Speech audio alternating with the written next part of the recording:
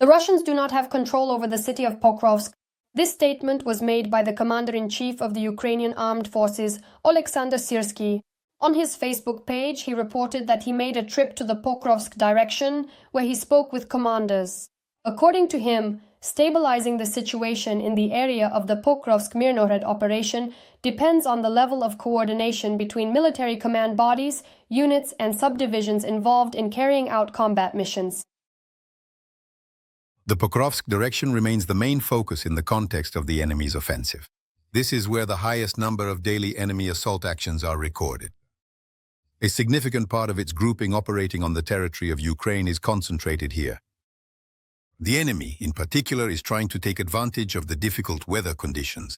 Syrskyi added that the main tasks of the armed forces of Ukraine remain the gradual taking of control over certain areas, supporting and protecting existing logistical routes, as well as organizing additional ones. He said that constant fighting with small enemy assault infantry groups continues both on the approaches and directly within the urban area. Ukrainian soldiers are doing everything possible to make it impossible for the enemy to move and gain a foothold.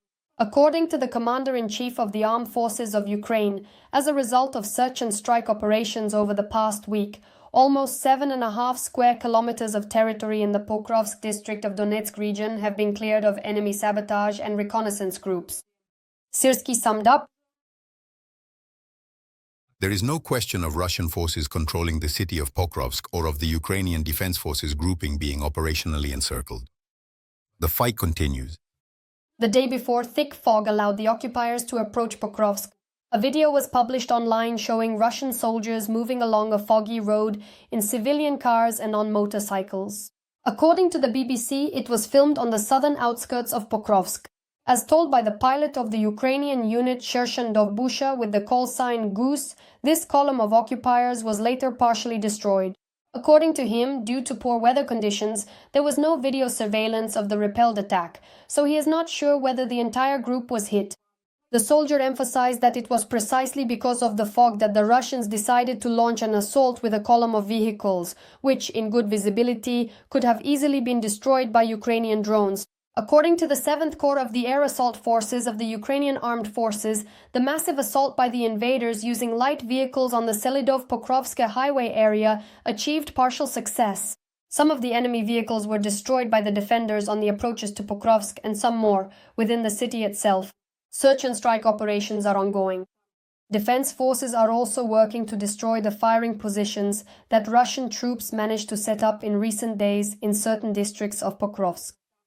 According to the General Staff of the Armed Forces of Ukraine, as of 8 a.m. on November 13th, the situation in the Pokrovsk direction remains the most tense.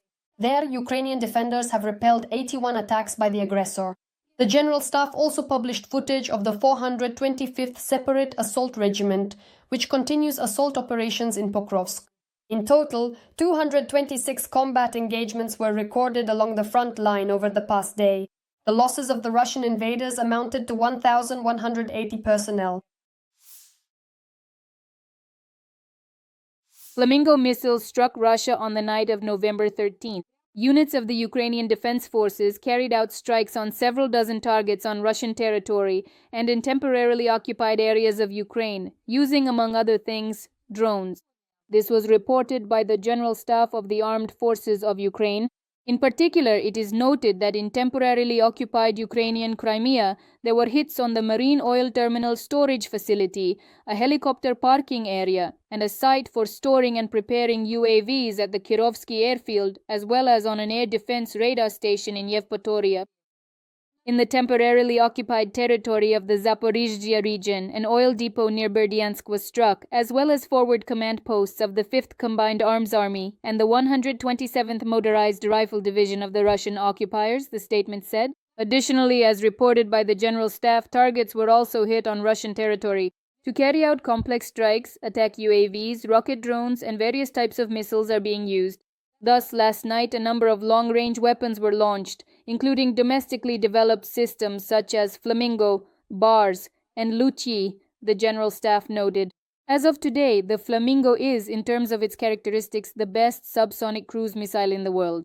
It surpasses not only the Russian Kh-101, Ka-555s Kalibr and Iskander K, but also the American Tomahawk. It is superior in terms of target range, warhead weight, and several other parameters.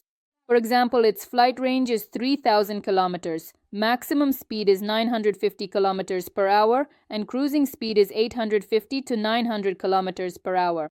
The warhead weight is 1,000 to 1,150 kilograms.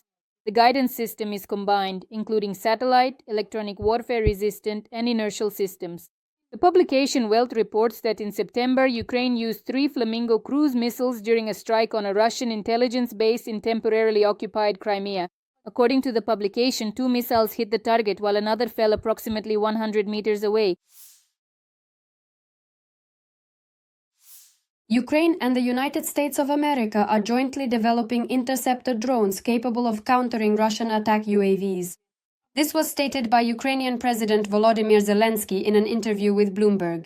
According to him, this is a joint American-Ukrainian production. Zelensky expressed hope that in the future the armed forces of Ukraine will have even more drones.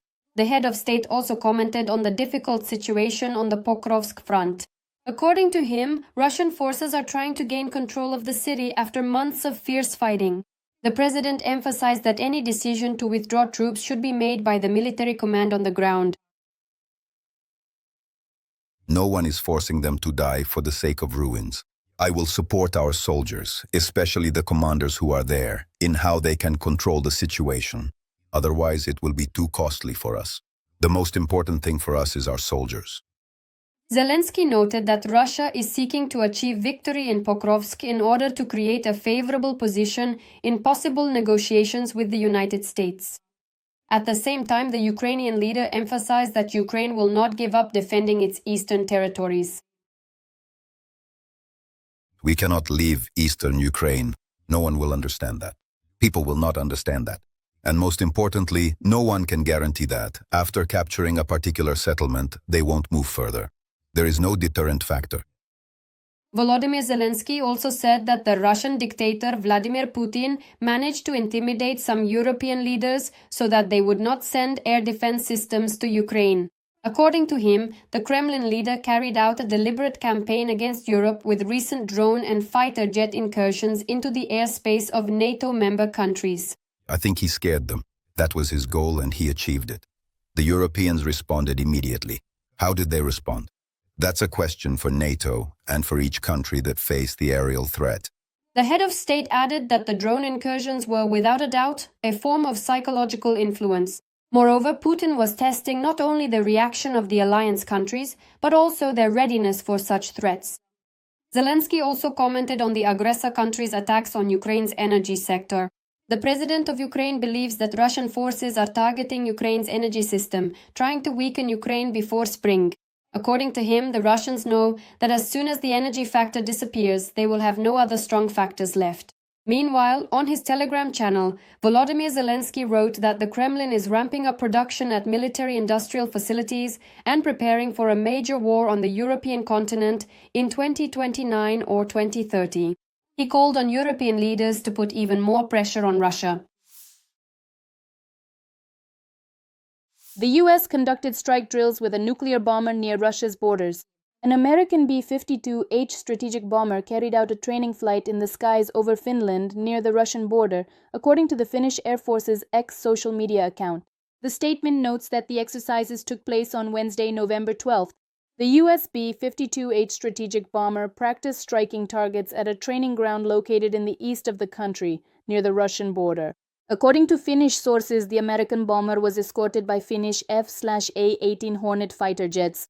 In addition, the bomber later entered Estonian airspace and approached the Russian border to a distance of about 50 kilometers. In Estonia, the American bomber was escorted by Royal Air Force Eurofighter Typhoons from the United Kingdom. Also, during the training flight over Estonia, a NATO airborne early warning and control aircraft was operating in the area. It is noteworthy that recently the US Air Force Command in Europe reported that a group of B-52s had arrived at Moron Air Base in Spain. It was noted that the goal would be to conduct multilateral exercises together with Finland, Lithuania, Sweden, and other allies and partners. The aircraft were to practice operations under high threat conditions.